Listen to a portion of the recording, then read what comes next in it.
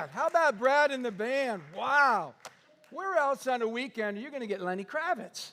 That's what I'm talking. You're not. That's a rhetorical question because you ain't. That was awesome.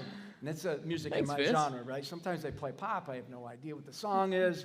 My kids usually got to tell me, but that one, You knew that one, huh? I knew that one. That one was perfect. So, hey, welcome to Crosspoint. We are so excited that you're here this weekend.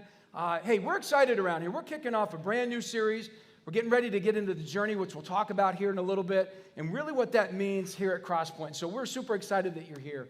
And I can tell you what, from personal experience, right, it's been a lot going on in our world, a lot going on just even this week.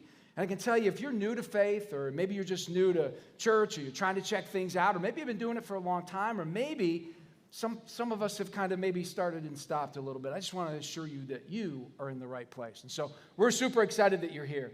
Hey, if we have not had a chance to meet, my name is Vince Constantine, your host tonight. Now, I'm like the fifth string host, which... You're not the fifth string host. I haven't been up here in a while. I didn't know what to do with the mic. Last time I saw you was in like Lowe's. True, I was in Lowe's. Yeah, trying not to break something in my house. It's pretty, let's not even go down that road. I was like Ricky Bobby up here earlier. I didn't know what to do with my hands when we were doing the whole Are you going to be like Ron Burgundy too, whatever they put on the screens? I might. That might be another time. So you never know. Whatever's up on that screen, I certainly might read it. So, hey, it's really glad. I'm glad once again that you're here. I'm excited to be part of this service. And, hey, you know what? I'm also excited what God's doing in our community.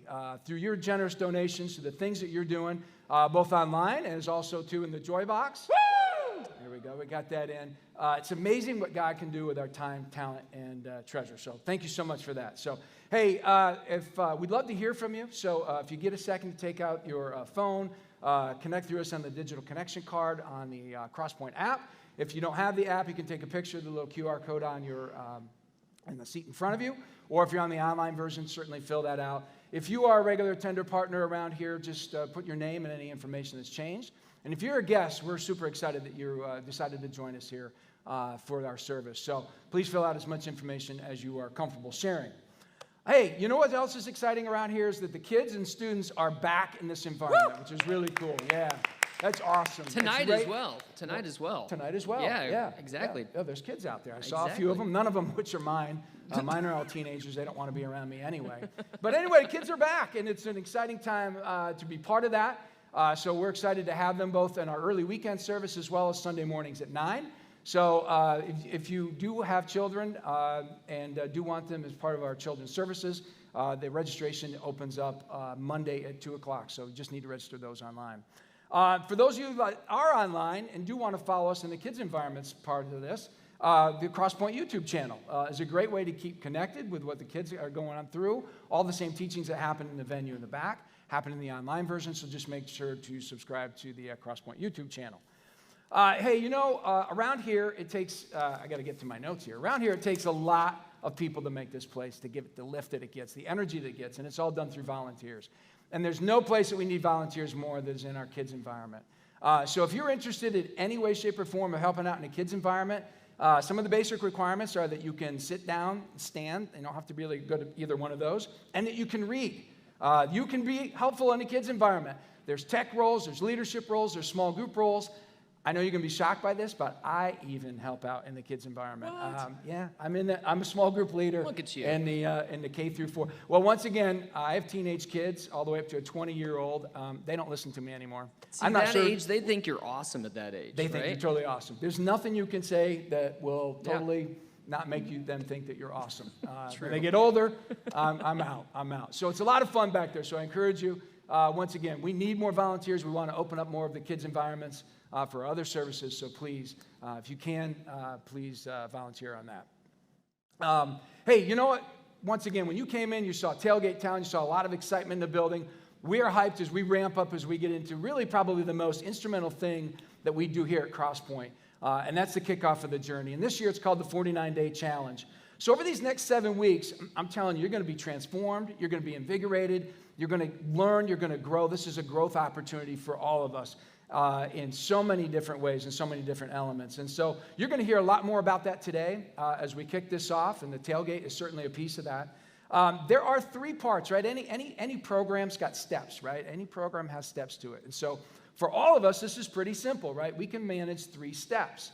So the first step, you're actually doing it, and it's to be here in the venue, right, or in online. So that's the first thing, is attend a weekend service. The second piece of it is these challenge books are actually the Daily 49 book, Better, Stronger, Together, and then these challenge cards. And there's going to be weekly challenges, and you're going to hear a little bit more about that as we go through. And so that's the second piece of the journey. Now, the third piece of it, well, you know what? I'll let you kind of decide, because I think this commercial probably sells a little bit better than I could. We do it every week. Every week. I do it by myself. And we do it together. Right after dinner. We actually do it in our own backyard. We can't wait to do it again. They do it, and you can join a group too. The 49-day challenge begins soon. Looking for connection, a place to belong, a place to grow together? Then join a group today.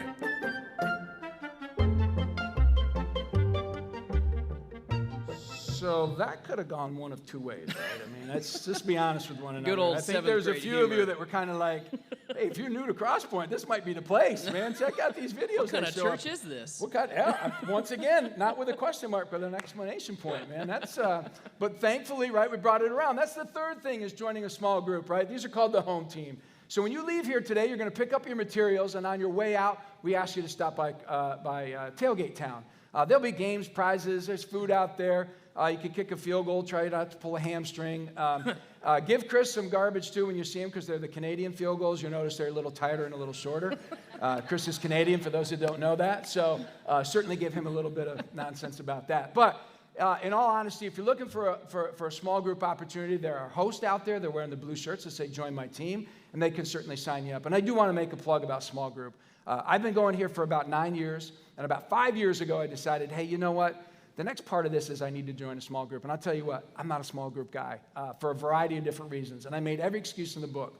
But I can tell you this, when I joined a small group, it made such an impact on my faith, my life. I was better at life, better at faith, better in my community. And I just tell you, I'm so excited to get back into my small group. I haven't seen them since the last journey, so it'll be great to get caught up. And they're great friendships and wonderful connects. So I ask you to make sure that you do that. And for those of you that are online, on the online app, you can go to crosspointweb.org and sign up for one of the groups on there as well. Hey, next weekend is a really exciting weekend as we really get into the meat of this. And next weekend is Get Back in the Game weekend. And so what that means is this is your opportunity to get back. This is your opportunity to get back into the venue and join us back here in person at CrossPoint. And so many of you maybe haven't joined for a variety of different reasons or haven't been back for a variety of different reasons. Maybe you've gotten comfortable in your sweatpants and your shorts sitting at home, which you can still do in this environment. Maybe you've just gotten off the routine and just made every excuse in the book. Next weekend starts our opportunity to get back in the venue, to get back in these seats and get back in the community with one another. So, and guess what? We don't just do anything for free around here, right? It's not all about us, right? We're a very giving community. So next week, believe it or not, it's October. So out in the parking lot, instead of Tailgate Town, we're going to have a pumpkin patch. The Great Pumpkin, I guess, is coming. Yeah. Allegedly, that's what I heard. So there'll be a pumpkin patch for your kids, because if you're anything like me, you have a tendency to wait, and then you're at Kroger, and that's what we call the pumpkin patch. It's like in the the leftover Constantine household, pumpkins. but you can get a pumpkin here. And also, I did check the weather. It's going to be nice enough, and there's going to be free ice cream. So come next week, get back in the seats, get back in the community. It's going to be a great time. And hey, listen, we're super excited around here for the kickoff of this. So it's time to get ready. You guys ready? You guys ready to get started? Awesome. So hey, listen, we've got a great service for you here this weekend as we kick off this new series. So let's stand, put our hands together, and sing a few more songs as we continue on with our service.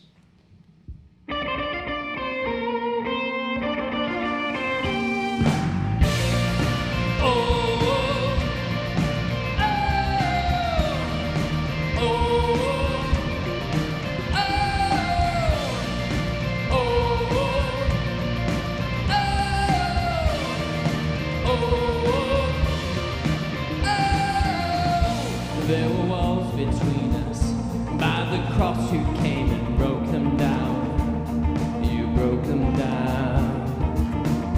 There were chains around us. By your grace we are no longer bound. No longer bound. You call me out of the grave. You call me into the light. You call my name and then my heart came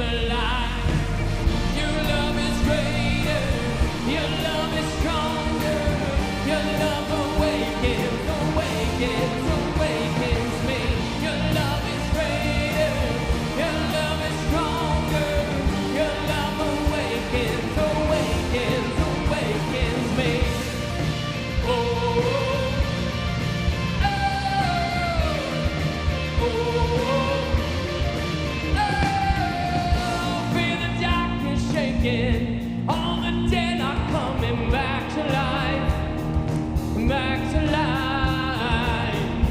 Hear the song awaken, all creation singing, we're alive, 'cause you're alive. You call me out of the grave, you call me into the light, you call my name and then my heart came alive.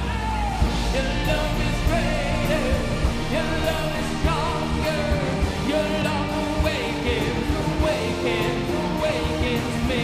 Your love is greater, your love is stronger, your love awakens, awakens, awakens me.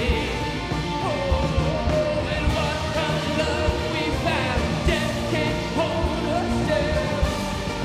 Shout it out, we're alive, 'cause you're alive. And what a love we found, death can't hold us down.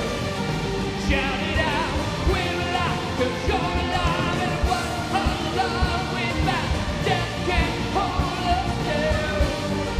Shout it out, we're alive, 'cause you're alive.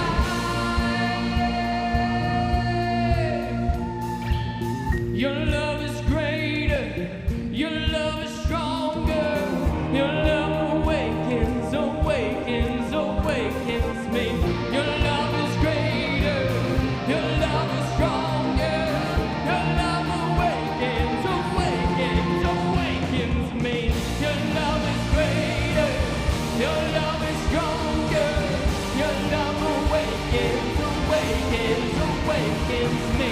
Your love is greater, your love is stronger, your love awakens, awakens, awakens me. Oh, oh, oh, oh, oh, oh, oh, oh.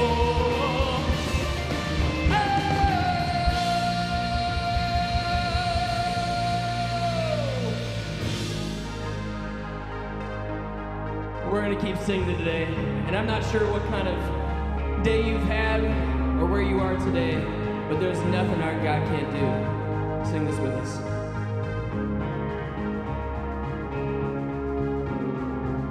Just one word, you calm the storm that surrounds me. Just one word, the darkness has to retreat. Just one touch, I feel the presence of heaven. Just one touch, my eyes are open to see, my heart can't help but believe. There's nothing that our God can't do, there's not a mountain that He can't move. Oh, praise the name that makes a way, there's nothing that our God can do. Oh, just one word, you heal what's broken inside me. Just one word, and you revive every dream. Just one touch, I feel the power of heaven. Just one touch, my eyes are open to see, my heart can't help but believe.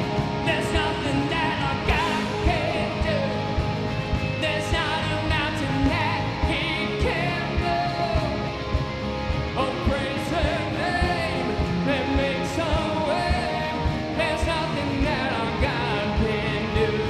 Oh, there's nothing that our God can't do, there's not a priest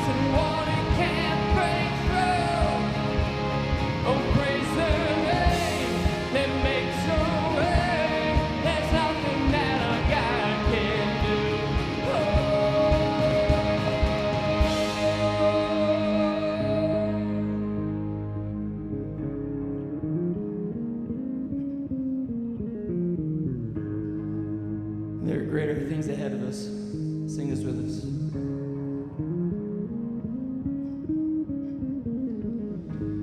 I will believe for greater things.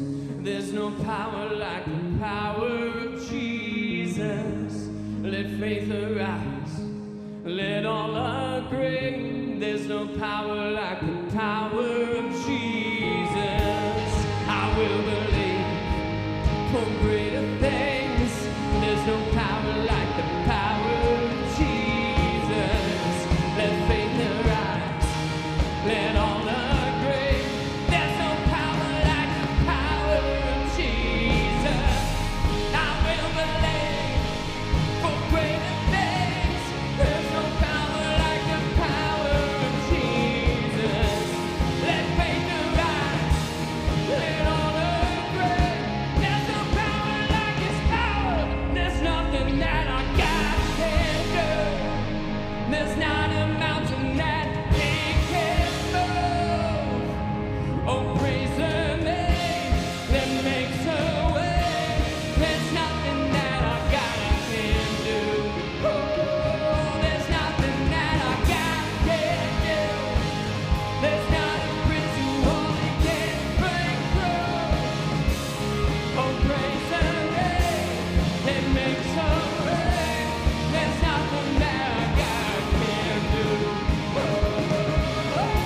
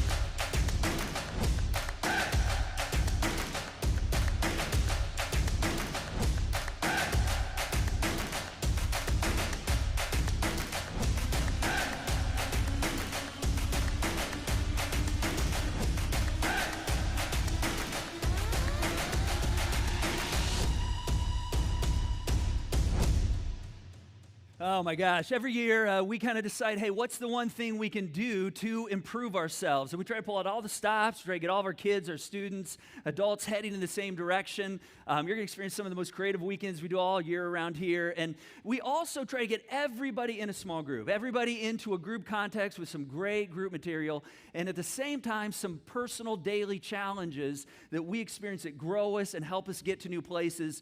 And through all of this, as we do these things, we get built up, we get stronger, and as a result, we kind of corporately, as a community and collectively, become a force for good and a force for God in the world around us. And so, man, really, really excited about what's happening this year with the journey that we're just beginning to kick off in 1 week from right now. Today is what we kind of call 0 week. We're calling this week 0. It's kind of the ramp-up week to the journey because every great thing usually has some ramp-up. And so as we get ready for the 49-day challenge, I just want to talk a bit about what it is that you and I are going to be doing and how we can actually experience all that God has for us. So my name's Kurt, by the way. If we haven't had a chance to meet, it's great to meet you. Great to have you here with us. If you're tuning in online, so good to have you with us this weekend. And if it's your first time, we hope it's not your last time, and you are joining us at an amazing time where we believe you're going to experience some things and experience God in ways that's just going to take you to new places.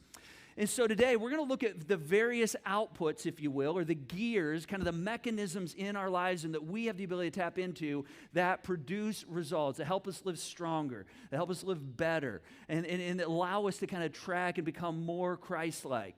And so over these next 7 weeks, it's just going to be an amazing journey. And for those of you tuning in online, again, we love seeing you through the lens. If you've been looking for that opportunity to kind of join us back in this space, and you're like, my life got busy, man, next week is your time. Next week is your time as we have Get in the Game weekend for you to kind of launch this journey and collectively begin to go somewhere with all of us. And if you're out of this community, you're tuning in from other places, man, we will continue to see you through the lens right here. Well, hey, let me pray for us before we go any further. Let's do that. God, thank you for this time. Thank you for meeting us in this space. You are good to grow us. You are a good, good God who wants to grow us, wants to take us to new places. And I just pray that you do that today. There's so many places we could be right now, and yet we're here. We're in this space. And so we just know that our hearts want to know more about you. We want to know more of you. We want to experience more of you. And so I just pray that you'd inform our hearts and that I would just be able to articulate the things that allow us to see your character and the things that you want to do in our hearts and in our lives today. And so I just pray that you'd be pleased with everything that happens in this space. And we pray these things according to your character, Jesus. Amen. Well, today, we're going to talk, and to a large degree, over the next 7 weeks, about the topic of what it means to have a strong life, what it means to have strong relationships, what it means to have a strong character, how do we build in and be strong in our families and our faith. And as a result of that, who wants to be stronger? You guys want to be stronger? Anybody want to be stronger? Like, you want to have more? Yeah, man, yes, I love the energy. I tell you what, we all want to have that veracity in our life, right? And so we want to be more prepared for the hard times. We want to experience more of the joys that God dreams and designed for us. And so this kind of spiritual strength, it doesn't come through just religious efforts toward God. It actually comes as we spend more and more time in relationship with God. And thankfully, Jesus came along, and he set a great model for us of what it means to incorporate rhythms and patterns and practices and things that we can do to encounter and experience the strength that God wants to bring to our lives. Now, I've said this many, many times before, but when you think of the person of Jesus, think about a guy. I don't know if there's anybody that has had more impact in the world than his life. Bar none. I don't think anybody. If you take like number 2 through 10 on the impact scale and add them all up, I still don't know that they would have the impact that Jesus had as a single individual. I don't even know they come close. We date time by his life, right? BC and CE. He was born over 2,000 years ago on the other side of the world, and yet we still talk about him here today. In fact, in 2 months, we're going to be celebrating him all around the world. And not only was he a baby as we celebrate at that moment, but he grew up to be a man, and he started a movement that is still impacting the world today. And there are things that he did on a regular basis. There are things he built into his life that he models for you and I that kind of equip us to have this kind of strength and that kind of veracity in our lives. So he kind of gives us this map on how to live out of this strength and how to have this kind of relationship with our Heavenly Father. And I'm going to warn you, sometimes it's a bit unconventional. He's going to say things, you're like, oh man, I didn't expect that. And so we're going to look at a passage here, and we're going to kind of do a quick read, then we're going to come back to it later. So here's what Luke, the Gospel writer Luke, Matthew, Mark, Luke, John, says about Jesus. Here's what he says in Luke chapter 9. He says, as they were going along the road, someone said to him, I will follow you wherever you go. And Jesus said to him, foxes have holes and birds have nests, but the Son of Man has nowhere to lay his head. To another he said, follow me. But he said, Lord, let me first go and bury my father. And Jesus said to him, leave the dead to bury their own dead. But as for you, go and proclaim the kingdom of God. And yet another said, I will follow you, Lord, but let me first say farewell to those at my home. Jesus said to him, no one who puts his hand to the plow and looks back is fit for the kingdom of God. My word, you read this and just kind of with a clear mind, you might go, my word, Jesus is a jerk face, right? Seriously, you look at that and you're like, those were all reasonable requests, right? Man, he must just be a jerk. Well, here's what Jesus was doing. Here's what Jesus was saying. There's certain counterintuitive things that the more we learn about what it means to know God, these things produce results in our lives. And so this weekend, I want us to look at 4 gears, if you will, 4 mechanisms that kind of create outputs in our lives. And each of these gears have, various outputs and various horsepower, but they lead to us having a strong life. They lead to, an efficacy in our life. And we've heard of the efficacy a lot, right? Over the last year and a half, we've heard the word efficacy. What's efficacy? Well, it's this idea of having a productiveness. It's the idea of having a fruitfulness, a potency or a strength. And so each of these 4 gears that we're going to look at, you may have strategically put certain things into each of these realms of your life. You may have just like by default allowed things to slide into these realms. And so we're going to look at these 4 gears. The first gear here is this. There are things that we do that are optional, right? We all have things in our life that are optional. And so, we do things financially that are optional. We do things with our time. We have a discretionary time. We say things like, I'm going to leave my options open. You know what it means when we say we're going to leave our options open? It means I don't know what I'm going to do. I don't want to commit to anything. I'm going to leave my options open. And so the optional gear, as you can see here, it doesn't really turn or produce a lot of results. I mean, it doesn't have a lot of efficacy. It doesn't have a lot of horsepower. It's a very small gear. And it really has a very small area of impact. And there's probably certain things in your life that fall into the optional category or just that passively happen. In fact, a few years ago, nearly every year for a number of years, I'd have a knock on my door. A little guy'd show up wearing a yellow tie and a blue shirt, and he was selling what? Boy Scouts popcorn, right? Good old Boy Scout. And man, I tell you what, his dad trained him well. His dad, he was a sales guy, and he had his spiel dialed in, and he'd say, Mr. Walters, would you like to buy some popcorn? Because I'm going after my goal of becoming an Eagle Scout and developing an incredible character. Would you help me get there? How do you say no to that, right? So I'm in. Count me in. I'd give him a good sale. And it's interesting because, that's different than when I see like the popcorn forum come over Facebook, and some parent goes, hey, my kid's selling popcorn. I'm like, yep, I'm out. I don't need popcorn. I mean, if I wanted popcorn, I'd go to Costco and get all the popcorn I need, right? I don't need to buy expensive popcorn, but when he gives me this spiel, I'm like, where do I sign up? Now, Boy Scout popcorn is optional for me, all right? I mean, it's not something that I'm going to go and put on my calendar or wait around for. In fact, he hasn't been around for the last few years. This year, I got a little QR code left on my door. It must not have been home. But, Boy Scout popcorn, that's something that's optional for me. But I tell you what, the Boy Scouts, Girl Scouts, this is interesting. They're entrepreneurs, right? I mean, they are very entrepreneurial. I don't know if you saw this. Girl Scouts recently in Detroit, they were outside a marijuana dispensary selling cookies. That is smart on a lot of levels right there. I'm just saying, and then they got in trouble. Here's the thing. We have to ask ourselves, when we have optional things in our life, why is it in my life? All right, and here's something interesting. I mean, the pandemic's done really something fascinating with us. I mean, it kind of took everything away, right? It restricted everything where we felt like we had no options. And then as things began to lift, we're like, oh my gosh, I got to fill my life with everything that I've missed. And we just blew out the options, right? And so all of a sudden, we have to look at the optional things in our lives and go, okay, did I intentionally choose that? Or did it just kind of take over? Is it making my life better? All right, or is it just, is it just optional? Because see, here's the thing. The more optional things we have in our lives, the less impact, the less of a strong life we're actually going to have. The second category, the second gear for us to live in is the routine. It's the routine, the order, the structure, the systematic. And, if I were routine, I'd say, man, I'm going to put that Boy Scouts popcorn sale on my calendar every single year and make sure September rolls around. I'm ready. I'm going to put it in my budget. I'm going to make it routine, right? When that kid hits my door, man, I'm going to be ready because I want to make sure I get this every single year. Routine, being systematic, is, where I say, okay, working out is not optional for me. It's important to me, so I build my day around it. The days I work out, I put it on my calendar. I mean, 4 days a week I run. I have a day off in the middle of the week, the weekend off, but I structure around it. If it's optional, I just do it when it's convenient, right? I mean, it's one of those things that when working out is optional for you, you really don't do it. I mean, you only do it when it's convenient or when it's a nice thing to do. But, to have any regularity to something, that I have to put it on my calendar, I have to plan around it. If you want to be really well-read this year, you say, I want to be well-read. I want to read a book a week.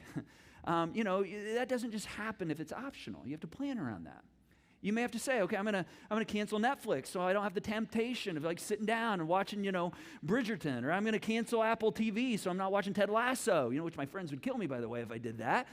But I have to remove certain things because I'm trying to create a routine. Otherwise, it doesn't happen. In the book of Proverbs, we see this classic example, this great entity that shows us what routine looks like. And it's the great entity of the ant. The ant. The writer of Wisdom, he actually says this. He says, you lazy fool, look at the ant. He says, watch it closely. let it teach you a thing or two.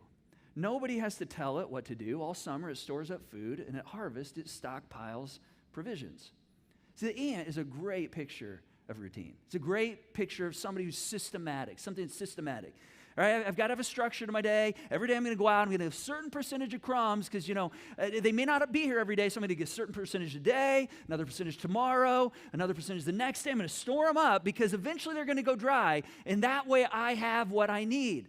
And so when I start putting things on my systematic list, when I start putting things in my routine, look at the gears. The gears begin to move at a little different level, all right? There's a little more horsepower behind them right here. Right? There's a little greater rate of movement than things that are at the optional level. And yet sometimes, if we're honest, things that are systematic can also not be healthy because they become too systematic or too much of a good thing.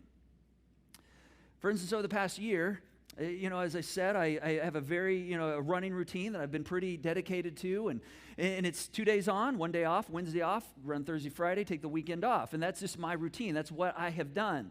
And running is important to me, not for my physical health as much as for my mental health. I'm a better person. I'm a much more likable person on the days that I run. I'm just a better person. And so that's important to me. And so this past January, when my daughter was beginning to get back in her rhythm of running and preparing for track season, she said, "Hey, Dad, will you start running with me?" I said, "Sure." And so, I run in the morning. She'd get done with school, and then she'd say, "Hey, let's go for a run." I'm like, "Well, I already ran today, but sure, count me in." So I was doing 3-4 miles in the morning. I'd start, do another 3 or 4 in the afternoon. I was doing double days. And I'm thinking, man, there's nothing wrong with that, right? That's good. It's a good thing. It's a good thing to be in the routine on. Wrong. Wrong. 2 months later, I had stress fractures, and I was in an air cast for 6 weeks because I'm not 28 anymore. I can't do that, right? And it just reminded me that there are certain things that just because it's routine and it's healthy, when I do more and more of that, doesn't necessarily mean that I end up stronger or I end up healthier. In fact, we all know workaholics, right? We have some workaholic in our life, somebody who work, that's all they do. They work. And we know that they're not having massive impact. They work all the time. The results aren't there. And when I say results, I'm talking about people results. Here's a little secret. Most impactful people in the world understand that the greatest tool for impact, the greatest realm of impact, the greatest field of impact, the greatest thing you can commit your life to is building people. In fact, we looked at this last weekend. If you're here last weekend, as we wrapped up the At the Movie series, we looked at purpose and just dove into a question I think many of us have been asking over the last 12 months, maybe even 18 months. Why am I here? What's the purpose of my life? The whole last season's really caused a lot of us to ask that question. Is my life making a difference? In fact, we even asked a better question. Who am I here for? Who am I here for? Better way to say it would be, who at the end of your life, what at the end of your life do you want people to come up to you and say, "Hey man, this is what I'm thankful for from your life"? What would they say to that? Listen, I don't think any of us on our deathbed, when anybody coming up to us going, "Oh man, I was so impressed that you did a 5K under 20 minutes. Man, that was so amazing," back when you were 36 years old. Or, it's amazing. You worked those holidays. Everybody else taking the day off. You worked those Monday holidays, and man, that made an enormous difference. We probably don't want to hear those things, right? No, it's people. People will remember us. People will be thankful for us. People are the only thing that outlive us, right? People are a purpose. People are a meaning, a transcendent meaning that no checklist will ever be able to come close to. And that's why when we become systematic, one of the first things that fall away is people. It's people. We get so rigid and systematic that it begins to interfere with our sphere of relationships. All right, the next gear, the next one's kind of like routine on steroids, all right?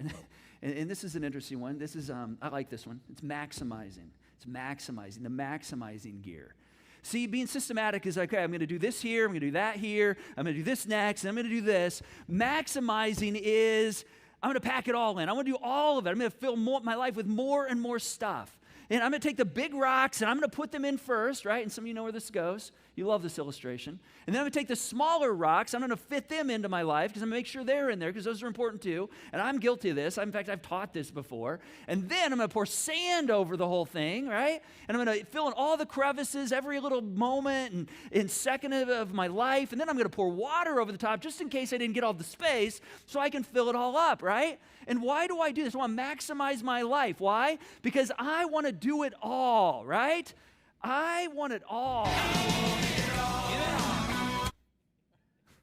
Whoa. We like short on the music budget or something? Oh, trying to not get flagged on YouTube. Just less than 3 seconds, we won't get flagged on YouTube. There you go, all right? There you go. Online, you get the rest of the service that way. So maximizing is all about, let me grab everything I can and throw it in. I'm going to be the captain of my ship. I'm going to be captain of everything. I want everything that I can get my hands on to the nth degree. And you might get a lot of rush out of that. And you might actually experience quite a bit of results. And you can see the gears, they do actually have some success and begin to, get a bit of a rhythm to them. But, there's also a lot of burnout right here. And there's a lot of hurt people right here. And there's a lot of frustration right here. In fact, take a look at what Paul says in Romans. He says, do not be conformed to this world, but be transformed by the renewing of your mind, that by testing you may discern what the will of God is, what is good and acceptable and perfect. So there's a spiritual force that's trying to conform us. It wants to put us in a mold. That wants us to look like everyone else. It wants us to think like everyone else, whether everybody else thinks of God or wants God or doesn't want God. And one of the patterns of this kind of living is, and you're going to love this phrase, you're going to love this, some of you are going to love this, we love to have balance. I'm going to have a balanced life, right? We long for a balanced life. And so we're maximizing, right? Because I want to maximize and have everything I can have with my family, everything I can have with my friends, everything I can have with my recreation, all my hobbies and my work life and my social life and, my vacation. I want it all. I want to just fill it all in. And we try to have the right effort and the right resources and put the right time. And all of a sudden we walk away feeling frustrated and we feel like our lives aren't going anywhere. I'm like, man, I'm missing something. And so what do we say? We say, well, I just need to get balanced, right? I just need to, if I get balance and just, balance, if I get a balanced life, everything would be, you know what? You don't get results with a balanced life. In fact, there's never been a balanced person that's altered the trajectory of anything. All right, you just don't do it. All right, strong living happens when you're imbalanced. That's when strong living happens. I mean, every single person that wants to move something, have a potent life, have the kind of life that has a veracity and that's strong, that weathers storms, you have to choose certain things. You're like, there's certain things I'm just going to suck at. I'm not going to be good at them, all right? There's certain things I'm just not going to pay attention to, or I'm not going to let them be important to me because I want to focus. I want to have a life that's potent, so I'm going to have to focus. And think about hitting a golf ball. When you hit a golf ball, you don't just stand there all balanced and in the right place. Right? No, you throw your weight forward. I mean, you shift the entirety of your weight forward, and that's how you hit long, and that's how you hit far. I mean, if you're building a business, if you're starting something, I'm sorry, you're going to have to give up the goal of being well-read. Because you can be well-read, or, your business will probably fail if you decide to do that. There's just not balance. Even here at Crosspoint, we're unbalanced right now. I'm going to be honest. Our team is in rebuild mode. We are in full rebuild out of the pandemic mode, try to regain traction, re-engage people, get people tied back into the mission. My staff right now, they are very imbalanced. They are throwing the full weight of their lives in to get things back into motion. See, maximizing tells you, man, you can do all that and you can have everything else too. Let me be very, very clear. You cannot do that. You cannot do that. We cannot have it all. And we see this time and time again throughout history. I mean, you can't be well read and have read a new book every single week, and at the same time work out 4 days a week, and at the same time have a career that's in the right place all the time, and have a marriage that's thriving, and kids that are headed in the right direction, and a hobby that's fulfilling and taking you to faraway places, and having things you can post on Facebook, and the ability to be on top of your lawn and put mulch out at the right time, and be at the top of your fantasy football league because you got all the data in front of you, time to sift and sort. You just can't do all that. I mean, the lure of maximization, it tries to convince us that, man, if I fill my life, I'm going to get more done. I'm going to have more results. And you may get more done than the ordered life, but I'm going to tell you from experience, oftentimes you're going to lead a very, very dry life. And maximizing people don't tend to have fun. And they may not have any debt and have a lot of savings because they're probably like, I'm putting it all away for me. And often the type A personality of a maximizing life feels good, right? Look what I accomplished. Look at how I checked everything off my list today. But I'm telling you, you're not leaving a legacy, all right? You're not living a potent life that's having an impact, strong living impact on people. Because how do you maximize people? You can't maximize people, right? People can't be maximized. Dwight Eisenhower, of our presidents, he said, we succeed only as we identify in life or war or anything else a single overriding objective and make all other considerations bend to that one objective. What happens when you have a single overriding objective? I mean, what he's saying is we succeed when we're unbalanced. We succeed when we focus and we don't dabble in everything that comes our way. We succeed when we don't get distracted by all the optional things that we could do and we could have in our lives in trying to get the most out of life. And so he would say, and I think Jesus would say as well, we need to be dialed in. We need to be dialed in. This is the fourth gear right here, dialed in. See, when you're dialed in, I'm telling you, when you're dialed in, you are so focused. When you're dialed in, there begins to become a momentum in your life. The dialed-in gear begins to move, and look how this thing moves, man. There's a momentum that begins to happen. I mean, it's like a flywheel's getting going, and all of a sudden, your intentionality and your focus and your energy and your momentum, you're doing all the right things, not all the things, but the right things. And this is the role, this is the plan that God has for our lives, that we would operate in this way. And I'm telling you, this is what the next 7 weeks is going to be about. The 49-day challenge is designed to do this for us. And I'm telling you, when you're dialed in with the right things, man, it leads to amazing things. Now, speaking of being dialed in, anybody excited about football being back? Like NFL? I get excited. Every time I leave this place, Thursdays, Sundays, football's on. It's amazing. I love it. And you know who's not dialed in yet? Yeah, the Colts. Colts are not dialed in. They are not. I'm hoping they dial it in this weekend, playing the Titans, but I don't know. We'll see. They're not dialed in. You know who I'm missing this year on the field? I mean, we're seeing him in the commentary booth. Is Drew Brees. Anybody like Drew Brees? Yeah. I tell you what, that dude was dialed in all the time. I don't know, there's a moment that you ever see him when he's not dialed in. If you're familiar with Drew Brees or football or anything like that, just take a look at how he dials his team in right here. You! They're here to see you! They're here to see us! They're here to see us! Let's be special! Let's finish strong! Let's spell greatness from the top! 1, 2, 3, 4, 5, 6, 7, 8, 9, Dude was dialed in all the time. I mean, all the time. I mean, in fact, all those guys. You don't make it in the NFL if you're not dialed in. I mean, if you're in the NFL, you're dialed in on your supplements, you're dialed in on your biometrics, you're dialed in on your workout routine, your eating routine. Listen, nobody who plays in the NFL is balanced. No one is living a balanced life. All right? I mean, they're dialed in on the right things to operate at that level. Yeah, I've had the privilege of talking with one of my friends who attends here who knows Drew Brees. Was one of his best friends, is a good friend of his. They played together at Purdue, and his name's Ben Smith. He's shared some from this stage before. And by the way, Ben is going to be throwing dimes out in the parking lot tonight for you guys. That's a Thursday special, by the way. You guys are the only ones that get this. So after service, go out to Tailgate Town. He's going to be hitting you. You can catch a pass from a Big Ten quarterback, and enjoy some time out there with the crowd and at Tailgate Town. And Ben, you know what he told me one time? He said, when you're around Drew, you know what happens? He makes you better. Because see, dialed in people make everyone around them better. Everyone around them. That's what dialed in people do. That's what Jesus did. Jesus was dialed in. So let's take a look for a moment at Jesus' words, try to figure out a few of these things he said that we looked at a few minutes ago in Luke 9. Someone says, Jesus, I'll follow you wherever you go.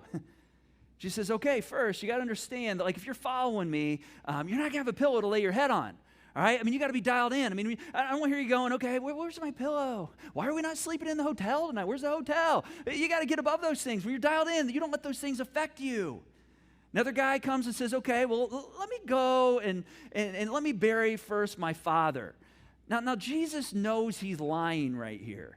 All right, and the reason he knows this is because in Jewish culture, funerals, when somebody died, they buried them very, very fast. If his dad's still laying around decomposing, listen, that's not the way the Jewish culture works. He knows that he's making an excuse right here.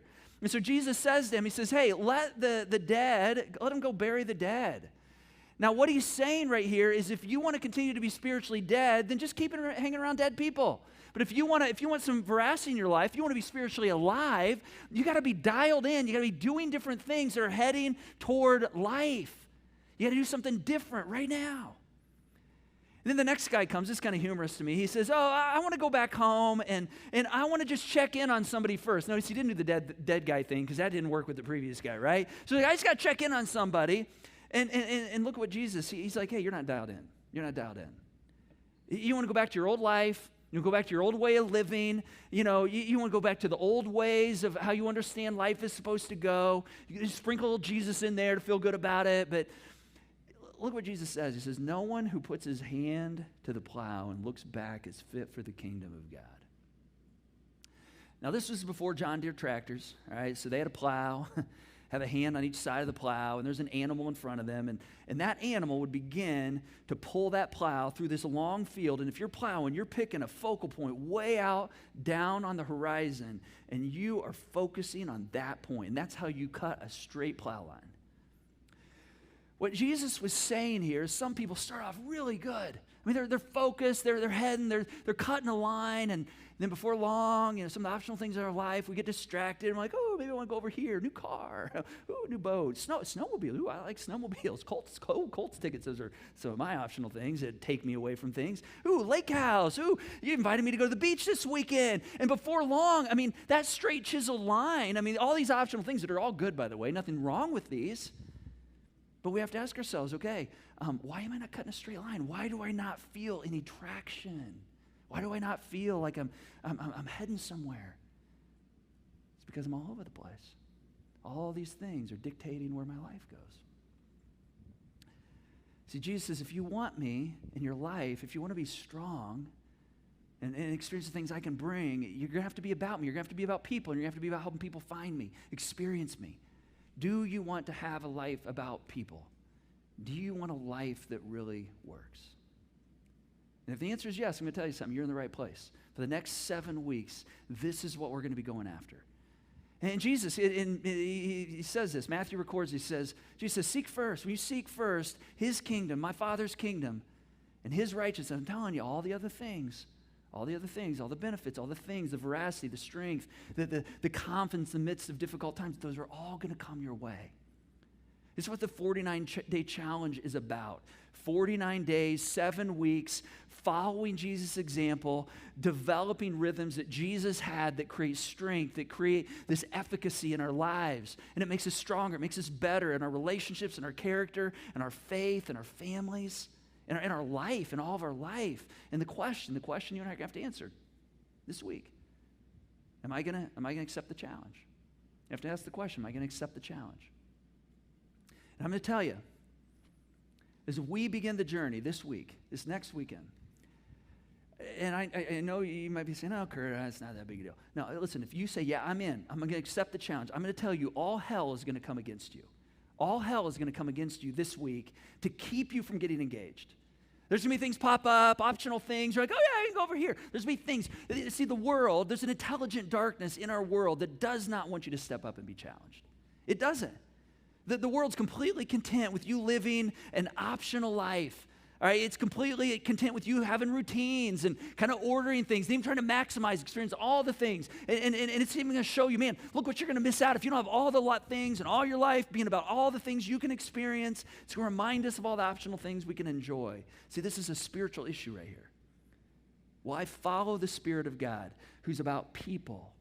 And it's about when I come to the end of my life, which we're all going to come to, whenever that comes for me, I mean, am I going to go, oh my gosh, I'm thankful for my life.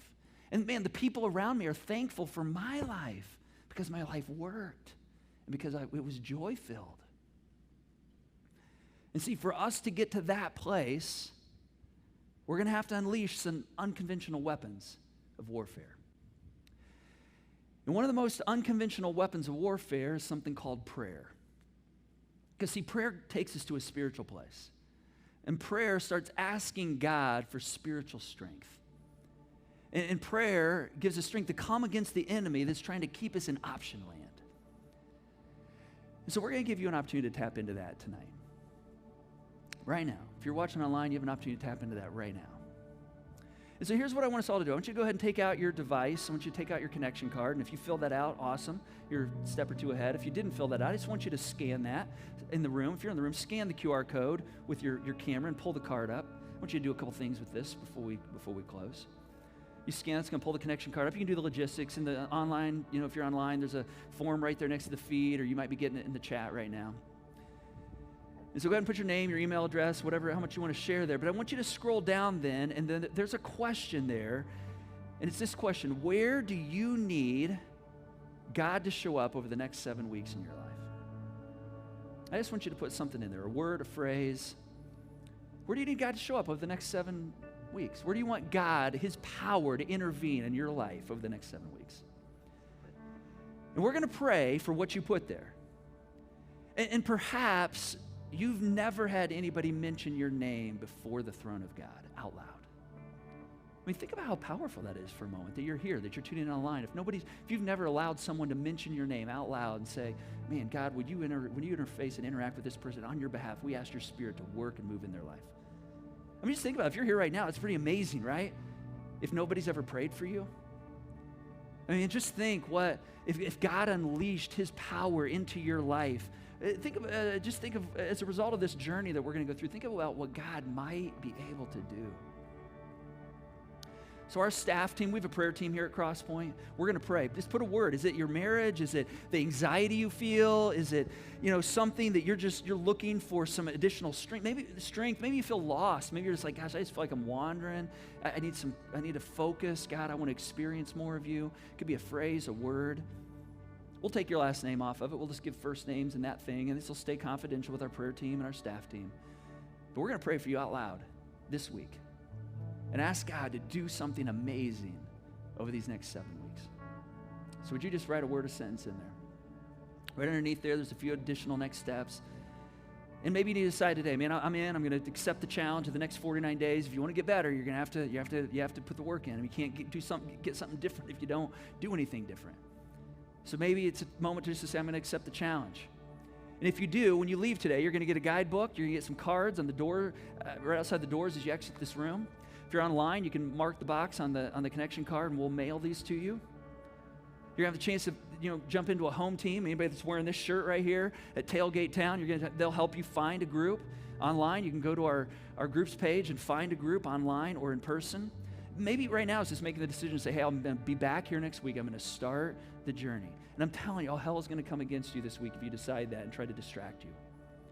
Next weekend's getting back in the game weekend. If you're tuning in online and you're just looking for that moment to say, I need to be back. I need to be back in the seats. Maybe you've been watching online, but there's not a reason to not be here. Man, this is your moment. This is your moment. If you're tuning in online from another community, city, state, even nation or around the world, man, we're glad you're here, and this is why we have this feed for you. I don't want to pray for us. In fact, actually, I want us to stand. We're going to sing a prayer. God heard your prayer, the thing you wrote down. And this song we're going to sing, songs are prayers, words we put on our lips so we know what to say to God. So we're going to sing this prayer. Let's sing this prayer together.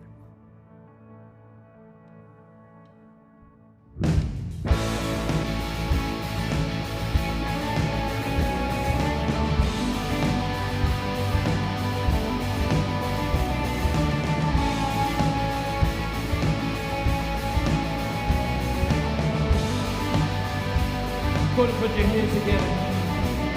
Our lives, our hearts, our hands, we're reaching out to see you move again. We can hardly wait. Come flood this place. We're ready now. It's all about to change. Let your kingdom come. Let your will be done. Let your fire fall. Let your fire fall. Open the heavens. Pour your spirit out on us. Unleash your presence. Jesus, come alive in us. Open the heavens. Oh.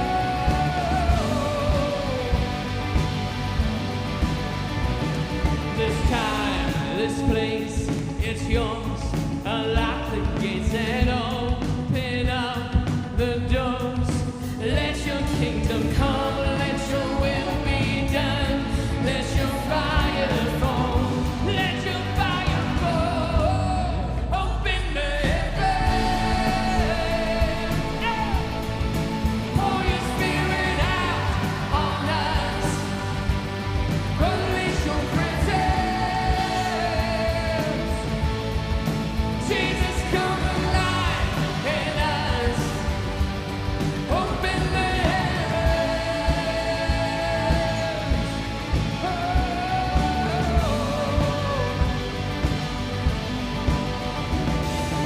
Darkness trembles, mountains shake.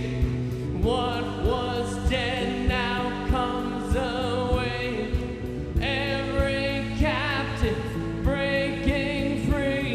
Right now, right now, right now. Sing that with us. Darkness trembles, mountains shake.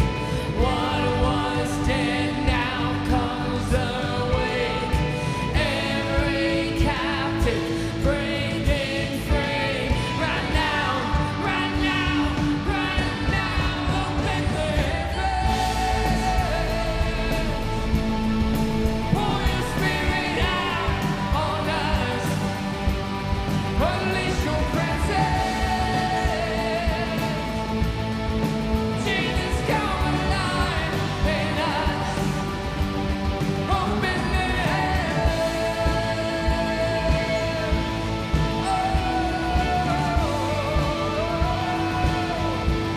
Open the